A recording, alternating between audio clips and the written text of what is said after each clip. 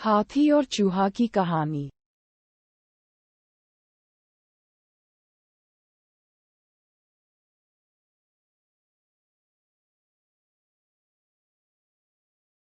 एक राज्य में एक राजा का शासन था। हर सप्ताह पूरी शानो शौकत से नगर में उसका जुलूस निकला करता था, जहां प्रजा उसके दर्शन किया करती थी। एक दिन एक नन्हा चूहा उसी राजमार्ग के किनारे किनारे कहीं जा रहा था, जहां राजा का जुलूस निकलने वाला था। वह चूहा था तो छोटा सा, मगर उसका घमंड बहुत बड़ा था और वह खुद को सर्वश्रेष्ठ और महान समझता था। कुछ देर बाद राजमार्ग से राजा का भव्य जुलूस निकला, जिसे देखने लोगों की भीड़ लगने लगी। राजा अपने पूरे दल बल के साथ था। उसके सैनिक उसे घेरे हुए थे।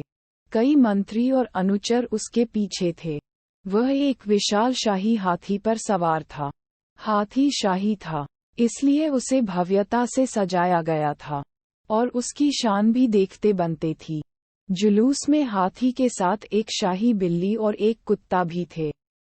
राजा का जुलूस देखने को उमड़ी भीड़ राजा के साथ साथ उसके शाही हाथी की भी प्रशंसा कर रहे थी। ये सुनकर घमंडी चूहे को बहुत बुरा लगा। वह हाथी को गौर से देखने लगा, फिर सोचने लगा, इसमें ऐसी क्या खास बात है जो मुझ में नहीं। मैं भी उस जैसा ही हूँ। मेरे पास भी 2 आँखें, 2 कान, 1 नाक और 4 पैर हैं। फिर उसकी इतनी प्रशंसा क्यों?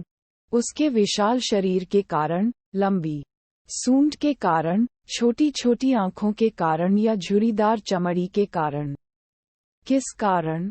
एक बार तुम लोग मुझे देख लो, उस हाथी को भूल जाओगे। मैं हाथी से ज्यादा महान हूँ। चूहा ये सब सोच ही रहा था कि शाही बिल्ली की नजर उस पर पड़ गई और उसकी लार टपक गई।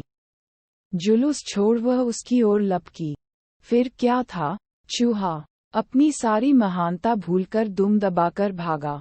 भागते भागते वह हाथी के सामने आ गया। आगे बढ़ते हाथी ने उस पिद्दी से चूहे को देखा तक नहीं और अपना विशाल पैर उठा लिया। चूहा उसके पैर के नीचे कुचलने ही वाला था, मगर किसी तरह उसने खुद को बचाया।